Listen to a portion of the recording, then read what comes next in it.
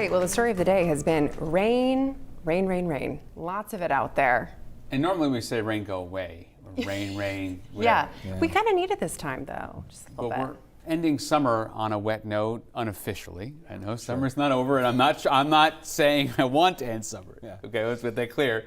I mean, no rush to jump into winter, right? But we are going to get some needed rain here, as it's been a quiet summer, really, as far as the rainfall goes.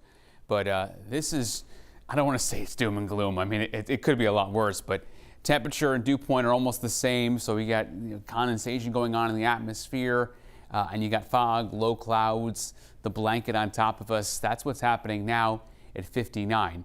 It's one of the coldest Labor Days we've had in a long time. So there's at least that, right? You want to be probably home and eating something warm under the blankets, right? I see Chris nodding. Big improvements, though. So you have to get out and go for the run by tomorrow late, Chris, or next week. Sunny and comfortable, I should say later this week. It feels like weird. It's a weekend, right? But we're going to improve dramatically. It's just going to take some time. We're clearly not done yet. There's a big green blob with some yellows embedded here, just west of Bar Harbor, south of Bangor.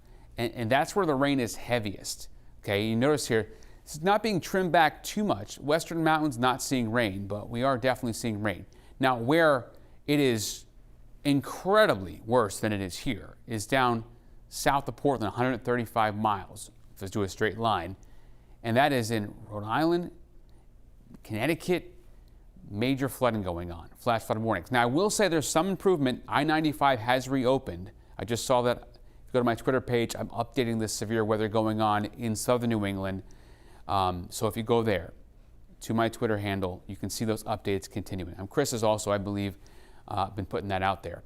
Now, as we get through the overnight, we got to have one blob of the green here, one batch go up north, and it kind of splits and breaks up. Okay, you'll still hear the showers. They'll become a lot lighter, except if you're down in Kittery. That's where you're still just close enough. But look at the improvement by 8 o'clock in the morning. All that rain is pretty much gone, except York County is still getting in on it at noon tomorrow, especially southern York County. So almost the entire state here is clear by noon. Big improvements. High pressure is going to push and squeeze this down. Now, I'm going to say it, we still need the rain, more than 5 and 7 inches, Portland and Gray, as far as the deficit goes. This is going to help. It's going to help a little bit. Every little bit counts here. More than ½ an inch down in York County, about or so, and then a little bit less heading up north. So that's where the heaviest is going to be. Tomorrow's planner, it's rain south of Portland south, just about south of Portland, and then clouds around with those 60s on the board. So for the Mariners, tomorrow it sees at 3 to 4 feet, wind northeast 10 to 15, gusts to 20, water temp 64. Big improvements. And when I say big, we're going big here. I mean, September, bar none, best months ever in the history of weather in Maine. And it's living up to it. I mean, that's a big statement. That it can't get better than that.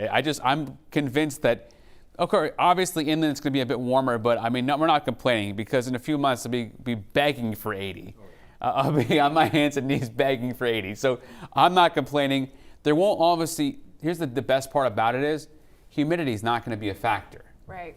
That's the, the icing on the cake, I guess you would call it. You know, one thing that David had been talking about earlier in the newscast was, at least for all of the people who are really concerned about getting more rain. I mean, right, when we talk about it honestly, most of us are like, bummer, can't go outside, can't go to the beach, can't go do all those summer activities. But there are people who rely on this, right? Yeah, we're talking farmers. about all of the growers and producers. And the key, right, is that we got it the way that we did. Slow, steady, not all at once. That makes a big difference, right? It's a huge difference. What's going on right now in southern New England is getting the worst case scenario. They're in drought and they're getting tropical reinforced massive flooding rain that is just beginning. Well, we're fortunate to have the situation we have. Yes. Thank you, Jason.